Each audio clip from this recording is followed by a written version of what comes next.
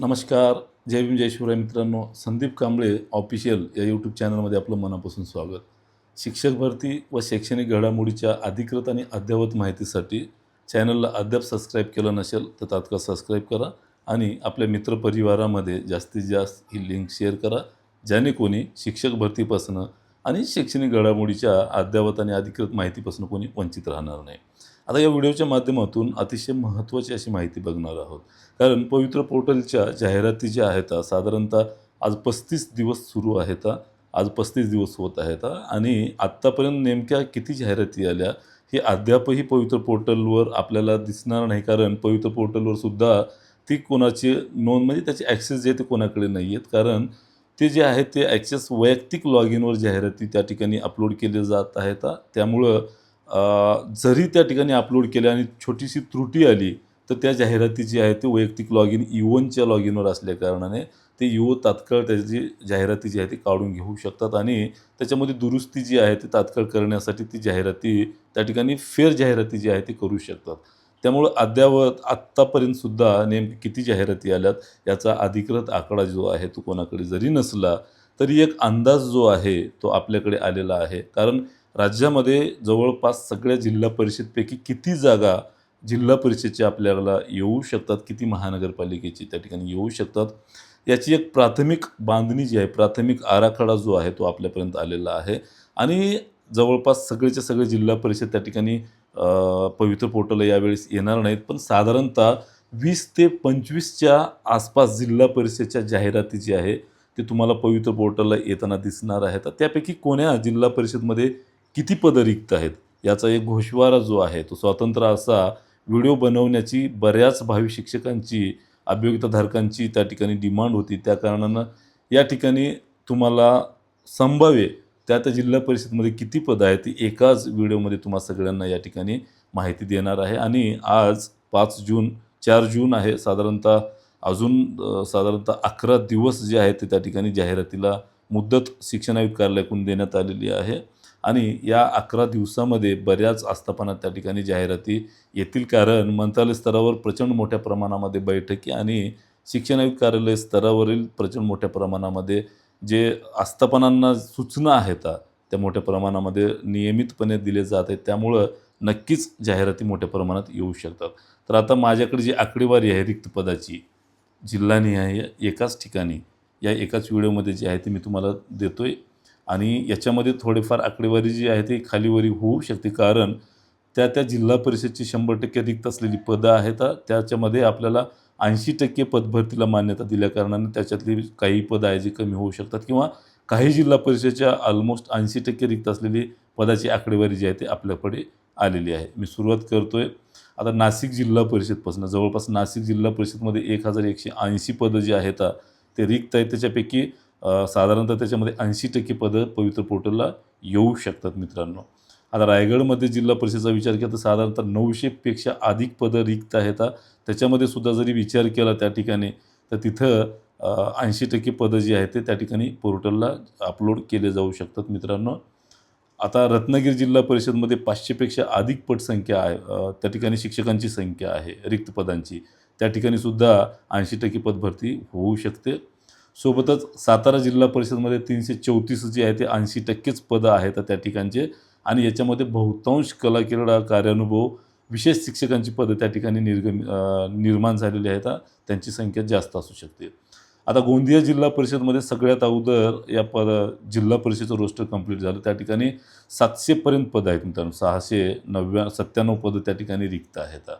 पुणे जिल्हा परिषदमध्ये साधारणतः 750पर्यंत पदं त्या ठिकाणी रिक्त होऊ शकतात. मात्र इथल्या बऱ्याच तांत्रिक अडचणी आहेत. मात्र इथली किती पदं येतील याची मात्र शाश्वती निश्चित आत्ता सांगू शकत नाही. पण तेवढी पदं रिक्त आहेत. या अंतर्गत तिथले काही प्रॉब्लेम्स आहेत त्यामुळं अडचणी आहेत. आता अहिल्यानगरमध्ये जिल्हा परिषदला 250पेक्षा अधिक पदं रिक्त आहेत. आता अहिल्यानगर परिषदचं जर सांगायचं झालं तर मित्रांनो 2 दिवसापूर्वी जूनला मंत्रालय स्तरावर जी आढावा बैठक झालेली आहे, सहविचार आढावा बैठक, बऱ्याच त्या ठिकाणी व्ही सीच्या माध्यमातून अनेक जिल्हा परिषदचे CEO त्या ठिकाणी मिटिंगला हजर होते. तर त्याच्यामध्ये अहिल्यानगरच्या जिल्हा परिषदनं पटसंख्येच्या आधारावर अहिल्यानगरच्या जिल्हा परिषदच्या शाळेमध्ये शिक्षक अतिरिक्त होत आहेत तर तिथं विशेष सूट घेतलेली आहे. आणि तसंच शिक्षण मंत्र्यांनी त्यांना सूट दिलेली कारणाने इथली पदांची जी संख्या आहे, जरी आता 250 रिक्त असतील तर याच्यामध्ये 250पेक्षा अधिक पदं त्या ठिकाणी येऊ शकतात आणि अशाच पद्धतीची सूट जर अनेक जिल्हा परिषदनं घेतली तर 100% तिथे चांगली जागा येऊ शकतात.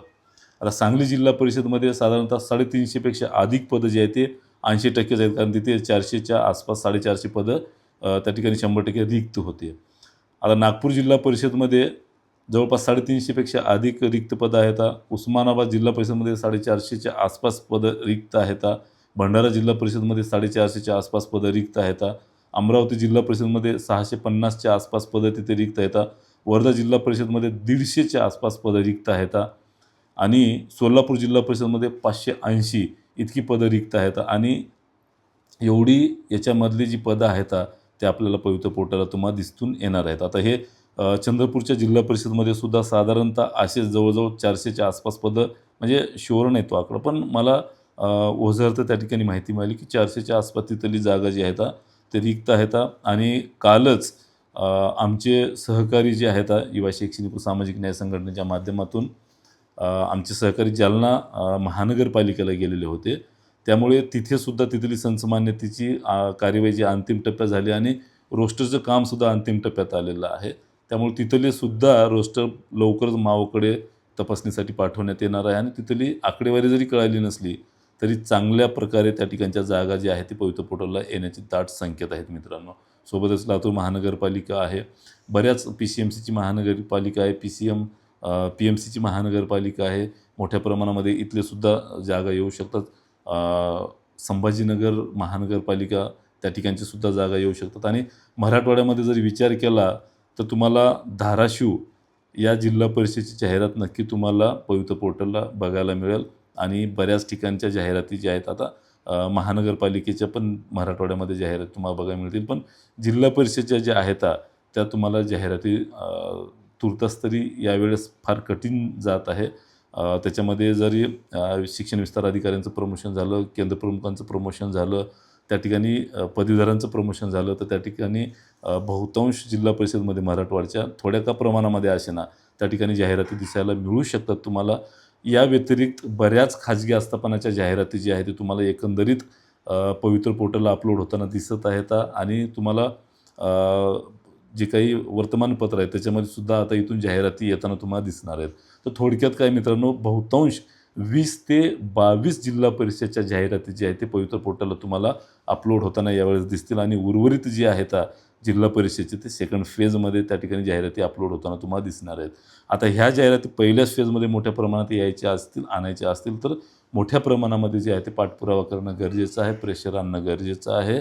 मावक कार्यालयाकडे सुद्धा पाठपुरावा करणं गरजेचं आहे त्या संबंधित विभागामध्ये, तरच या ठिकाणी येऊ शकतात आणि मोठ्या प्रमाणात येऊ शकतात. आणि खाजगीच्या आस्थापना यायच्या असतील तर मोठ्या ज्या काही खाजगी आस्थापना आहेत त्या ठिकाणी योग्य तो पाठपुरावा करणं गरजेचं आहे, जे की आपण आता करणार आहोत मोठ्या प्रमाणामध्ये. आणि ज्या ज्या जिल्हा परिषदेच्या जागा त्या ठिकाणी येण्याची दाट संकेत आहेत, मात्र काही तांत्रिक अडचणी आहेत, अशा ठिकाणी सुद्धा आपण महाराष्ट्रात दौरा करणार आहोत. सोबतच अध्यापक विद्यालयाच्या जाहिराती येण्याच्या अनुषंगाने जे आहे त्या अंतिम टप्प्यात कार्यवाही आलेली आहे. मात्र योग्य तो पाठपुरावा जर झाला तर नक्कीच त्यासुद्धा जाहिराती मोठ्या प्रमाणात साधारणतः महाराष्ट्रामध्ये 900च्या आसपास त्या जागा रिक्त आहेत, त्यासुद्धा येऊ शकतात. त्याच्यामध्ये सहाय्यक शिक्षकांचे पदंसुद्धा मोठ्या प्रमाणामध्ये आहेत.